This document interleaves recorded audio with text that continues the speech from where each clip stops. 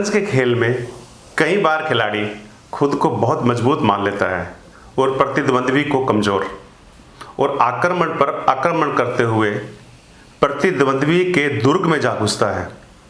लेकिन वहाँ इस तरह की घेराबंदी हो जाती है कि जिससे निकलना नामुमकिन हो जाता है और नतीजा चाल हारनी पड़ती है।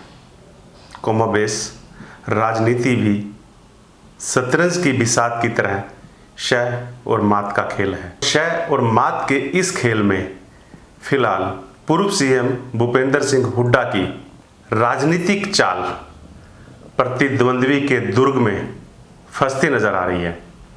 बड़ौदा उपचुनाव में वही कुछ हो रहा है जो कभी जींद उपचुनाव में हुआ था।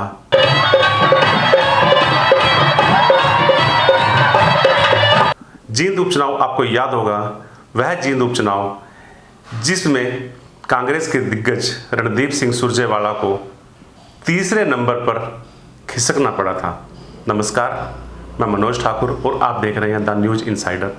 द न्यूज इनसाइडर में हम बड़ौदा उपचुनाव पर चर्चा कर रहे हैं और बड़ौदा उपचुनाव की चर्चा इसलिए जरूरी है कि यह कांग्रेस का ऐसा दुर्ग है जिसे भाजपा को तोड़ना बेहद मुश्किल ही नहीं बल्कि एक वक्त तो नामुमकिन नजर आ रहा था।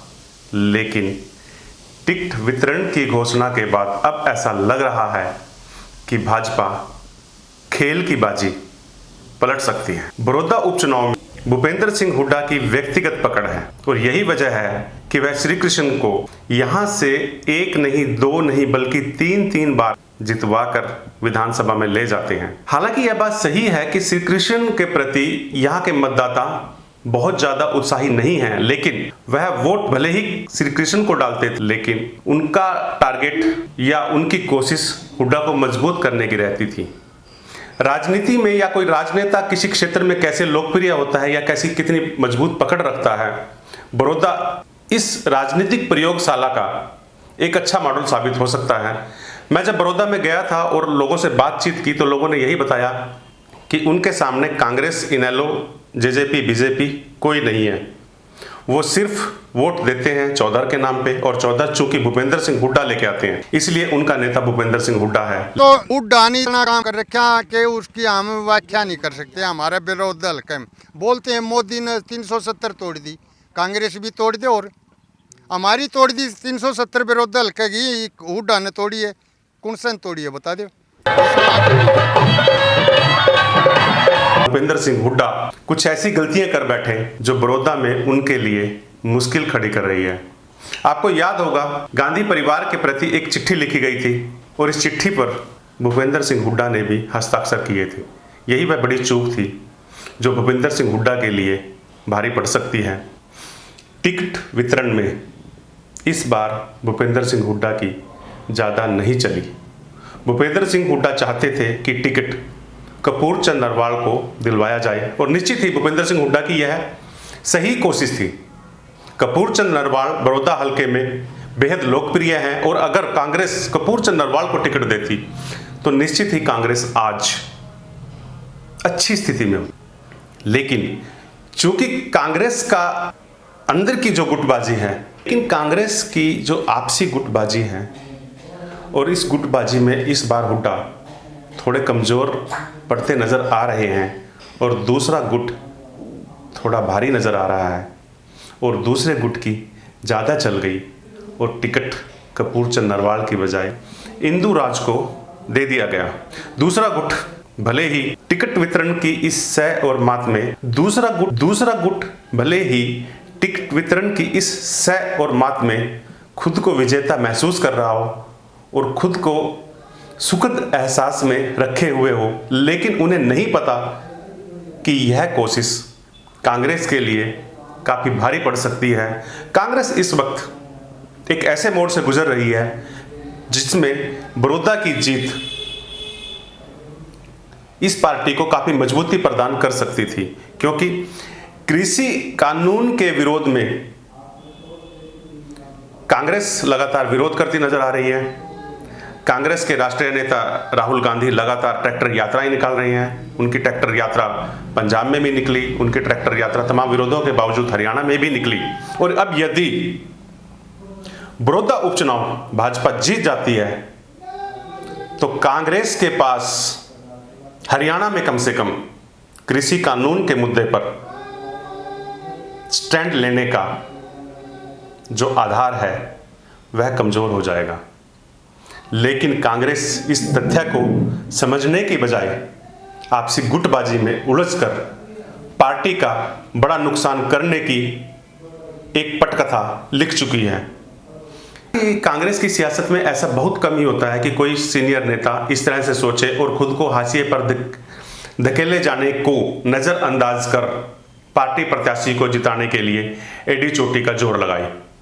कमोबेश यह भीतरघात कुछ इसी तरह का है जिस तरह का भीतरघात कांग्रेस में जींद उपचुनाव में हुआ था।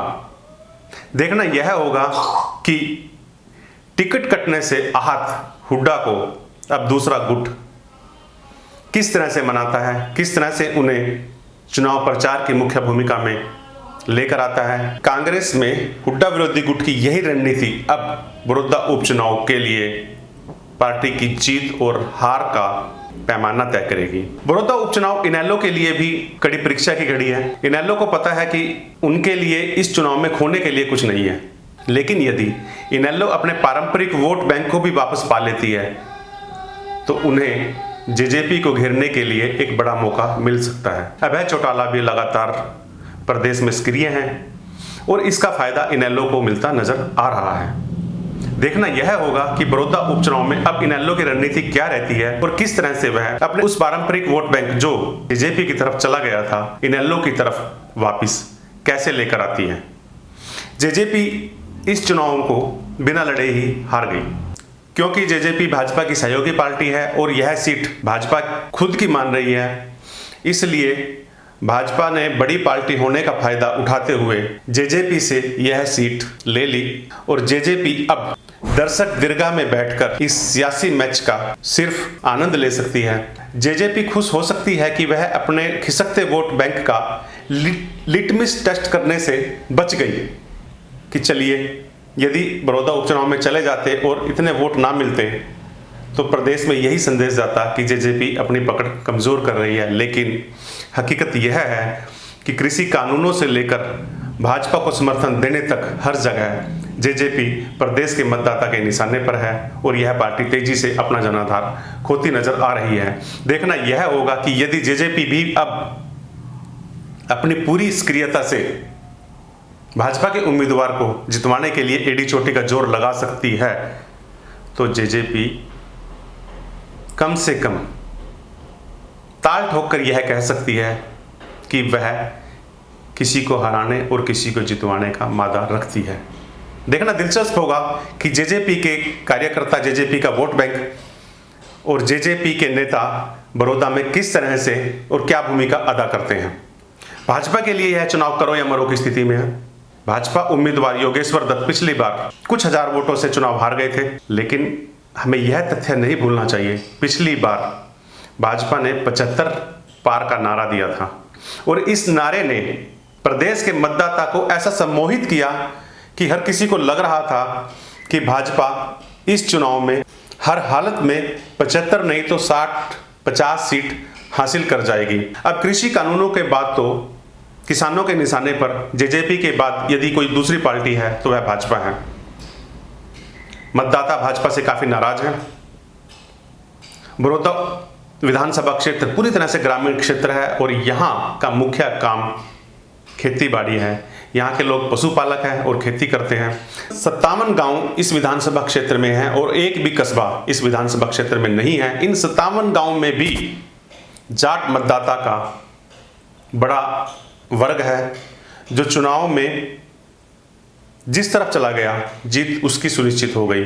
हालांकि दूसरे नंबर पर ब्राह्मण मतदाता हैं। बहरहाल यह हर पार्टी अपनी अपनी तरह से अपनी अपनी रणनीति बना रही है। देखना दिलचस्प होगा कि अब बड़ौदा के रण में कौन विजेता बनता है। कांग्रेस अपनी पारंपरिक सीट को बचा पाती है या भाजपा कमल के लिए बंजर हो चुकी जमीन में कोई फूल खिला पाती है। या इनेलो अपना पारंपरिक वोट वापस ले पाती है। इंतजार रहेगा मतदान का। बड़ौदा से जुड़ा हर मुद्दा, हर गतिविधि हम आप तक इसी तरह से पहुंचाते रहेंगे। अगर आपको हमारा काम पसंद आया, अगर आपको हमारा वीडियो पसंद आया तो आप हमें लाइक कर सकते हैं, सब्सक्राइब कर सकते हैं। जय हिंद।